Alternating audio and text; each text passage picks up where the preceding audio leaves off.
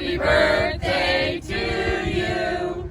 Happy birthday to you. Happy birthday from Arni's. Happy birthday to you. Woo!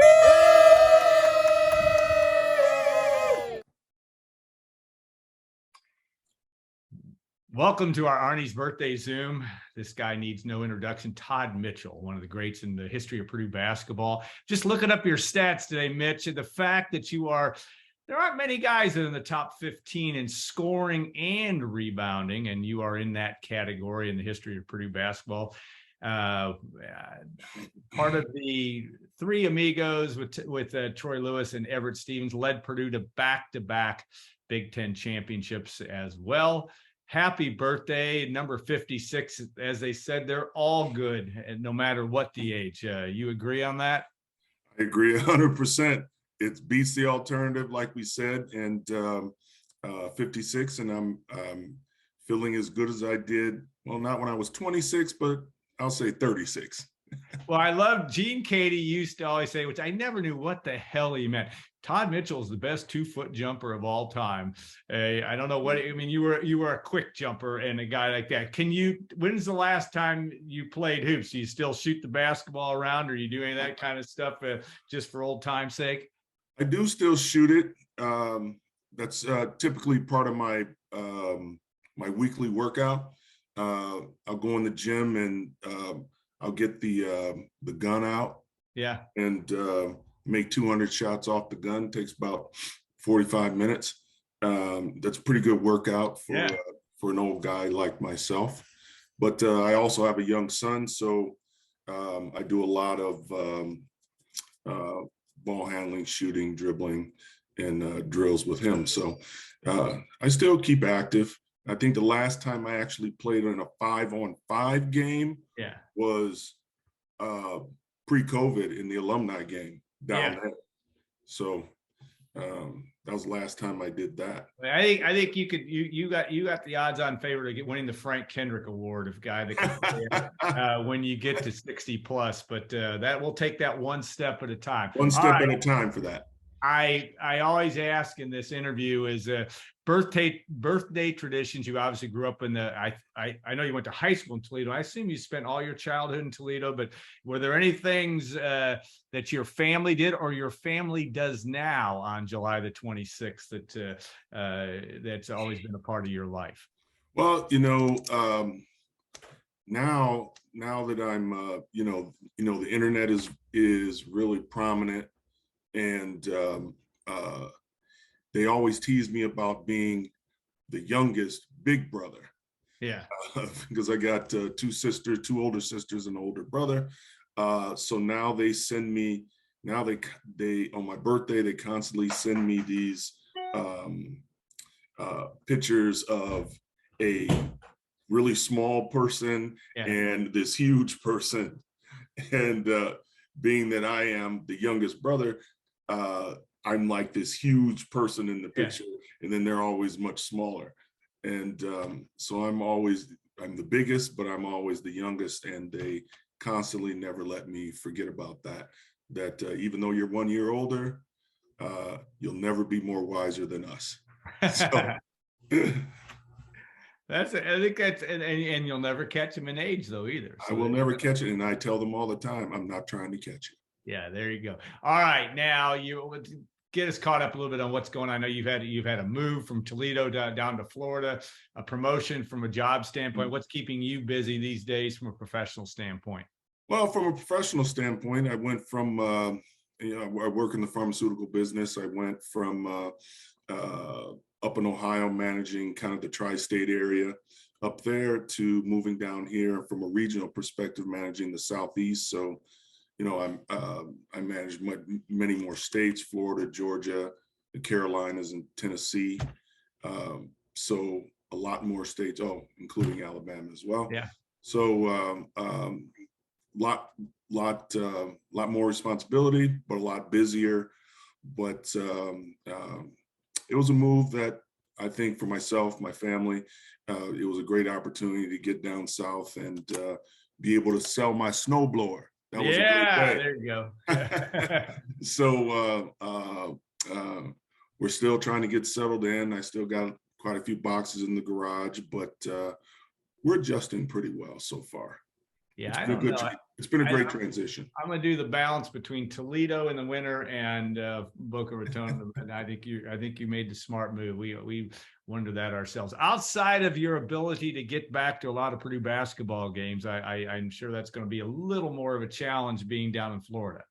Well, it is going to be a challenge, and one of the odd dichotomies was that prior to last year, I gave up last year my season tickets to the Pistons. I had Piston season tickets for 5-6 years, and all of a sudden now, the time that I would really want to go, with Jaden there and everything, I make this move.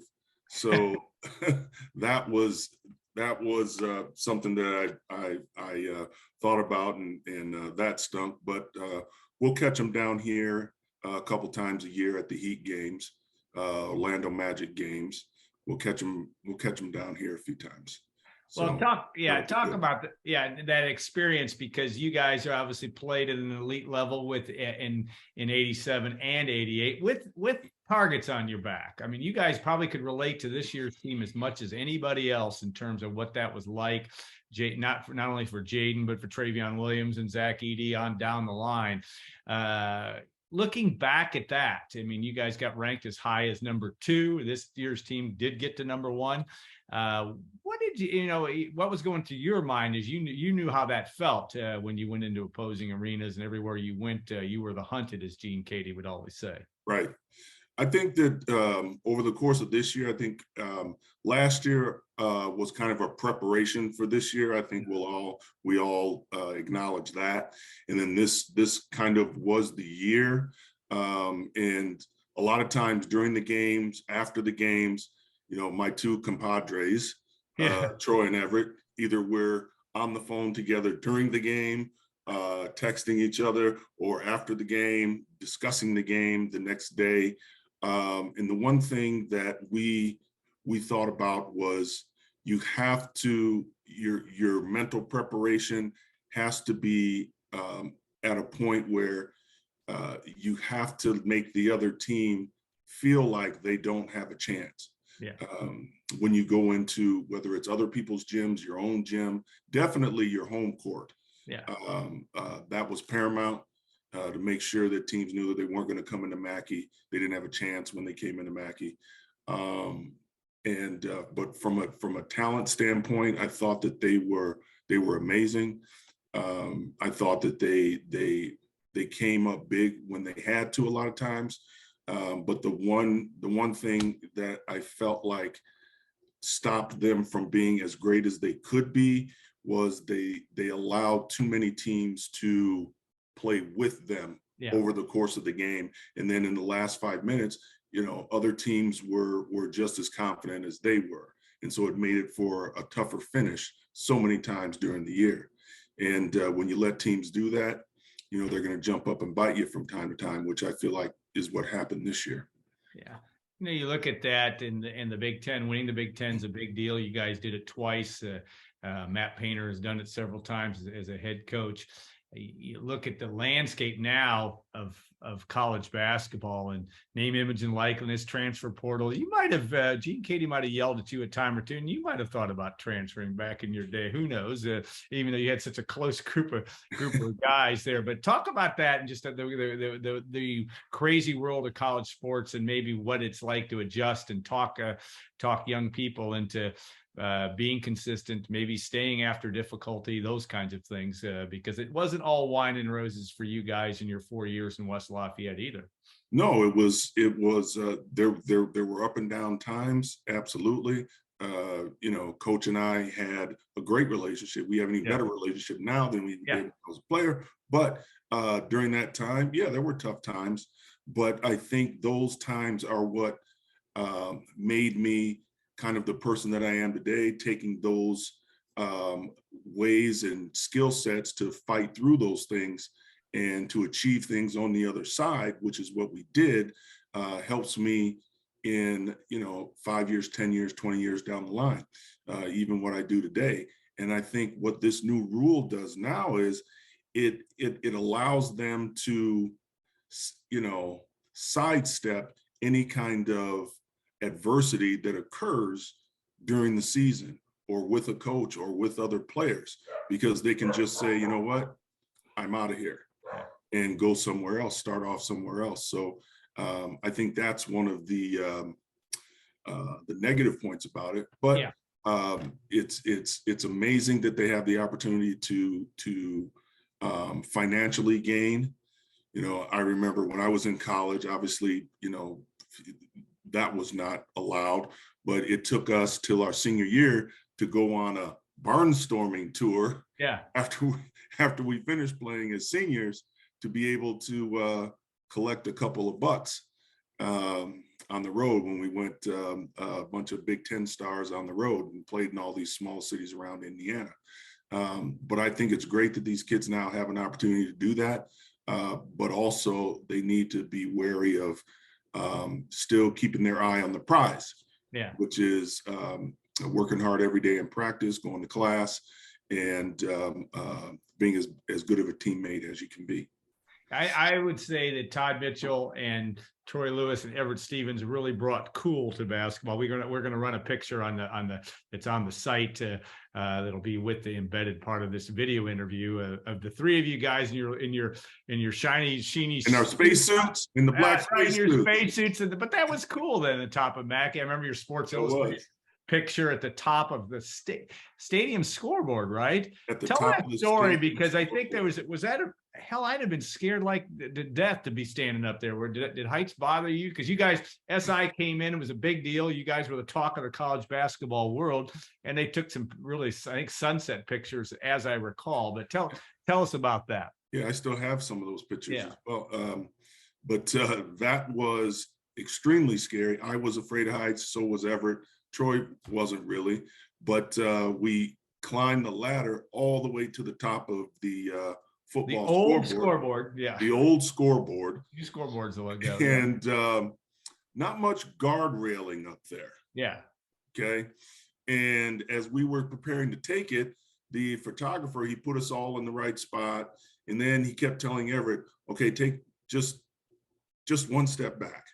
And then Everett took maybe an inch back. He says, no, just go a little bit further back. Yeah. And we were like, this is as far back as we're going. You go back. Yeah. Photographer. But that was a great experience to be up there. That was a real iconic photo. I keep that photo. I remember it was on one of the game day magazines that we had for the day and for the games, and that was a great opportunity. Yeah, I don't know if it was SI or ESPN, one of the two, and I wish we had it in our file, because we'd pirate it to put it up there. But it is we do have the one with the spacesuits, which was cool. I remember being there when spacesuits were great, when the picture was taken. All right, tell us a little bit about your family and what keeps you. You've got not only your work related life, but your family life is a busy thing as well. Mm-hmm. Well, yeah, as I said, we just make the move down here to Boca, and that's pretty exciting. So we're getting our legs under there with that. I have 3 kids. I have a daughter who graduated from UK and works for the Lakers. She got a championship ring in the bubble. She never hesitates to flash that every chance she gets. She works in the communication department for them, and doing very well there. Then we have a middle child that is going to be a sophomore this year at Clemson. Mm-hmm. So she's enjoying her college experience. And it also gives me a chance to, when we go visit, if we're going to stay overnight or for a couple days, I try to get down there and have dinner with Coach. Yeah. While we're there. Myrtle Beach, yeah. Yep. Coach is down in Myrtle Beach, so get a chance to run up there and see him when we get a chance when we're down there. And then we got our youngest, who is 7, who's starting off in his sports career. He played flag football. Yeah. He was quarterback, has a pretty good arm. It's pretty good. And now he's going to start basketball here in a little bit. So we're excited. My wife is she's excited to be here. She can work from home with her job. What job? What does she do outside the home? She works in the insurance business. Okay, gotcha. And even when we were back in Ohio, her home office is in Kansas City, so she was working from home then anyway, so she can do her job from anywhere. So we're all excited.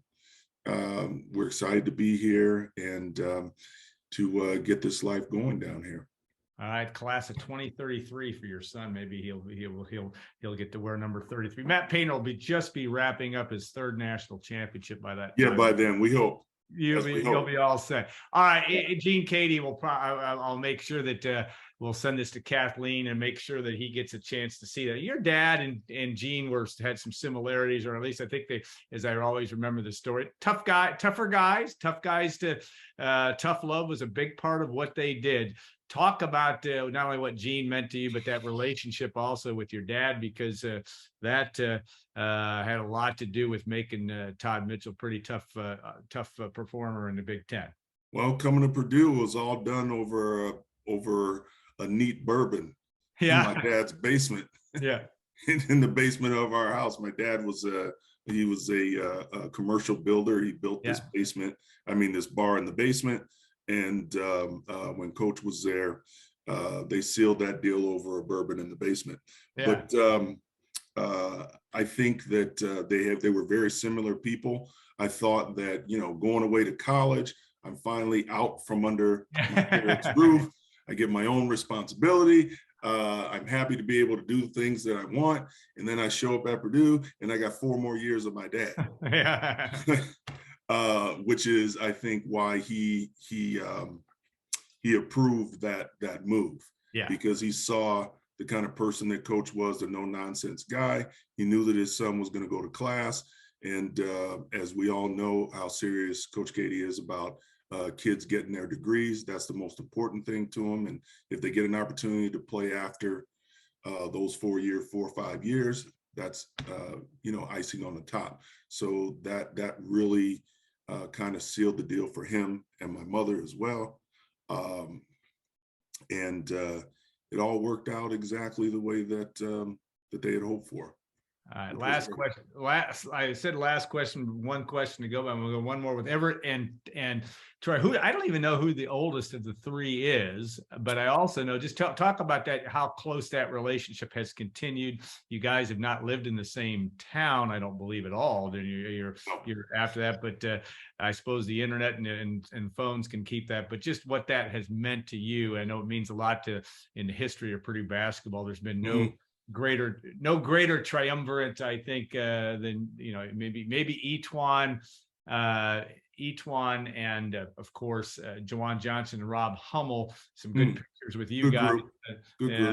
But tell us just how much that's meant to you over the years too. Well, I think that the big thing why that relationship was so close, Troy and I lived together for four straight years, the entire time that we were there. And Everette was kind of our little brother, if you remember how mercurial he was. Yes, he was. As a youngster. And is. I don't know how much it's changed. And he lives there in Lafayette with his wife, Kay. So every time I'm at Purdue, I see Everette every time I'm there. And Troy lived in Dayton, Ohio. So he was about 2 hours from me. And so we always have an opportunity to see each other back and forth. He plays golf, I play golf, so we get together, we do that. So we've always had a close relationship. We've all had to deal with the passing of parents. Whether it was Everette's, Troy's mom and dad, my parents, and we've always supported each other in those areas. So, you know, that's a lifelong bond there between those two guys. They're my brothers. Yeah. And that's never going to change. I have a great relationship with those guys. All right. You have a big dinner planned or anything else for tonight? Or what's on the docket in the Mitchell household? Oh, hell yeah, Gallon. We've been here for all of 5 minutes. Yeah. We don't even know what the great restaurants even are. Yeah. But you know, I think that we're probably going to do something here. We bought a new grill last week, so we'll probably do it here at the house. And the kids are still here, so we'll probably stay and get together here and do something here, a little more quiet and low key, but and let this number 56 just slide on by. There you go. There you go. All right. Well, Todd, thanks so much for your time. Well, thanks for sharing part of your day with us. And it's always a privilege. We've always appreciated in the world of gold and black how good you've been to us over the years, but we appreciate you and all that you mean to Purdue basketball. So have a great rest of your day, and we'll look forward to seeing you in Mackey. I'm sure you'll get up here a time or two for the 2022-23 season. And Alan, after 30 years, you're still looking young and fresh, my man. So do you, my friend. All right. Well, have a great rest of your day, my friend. Okay, thanks. Bye-bye.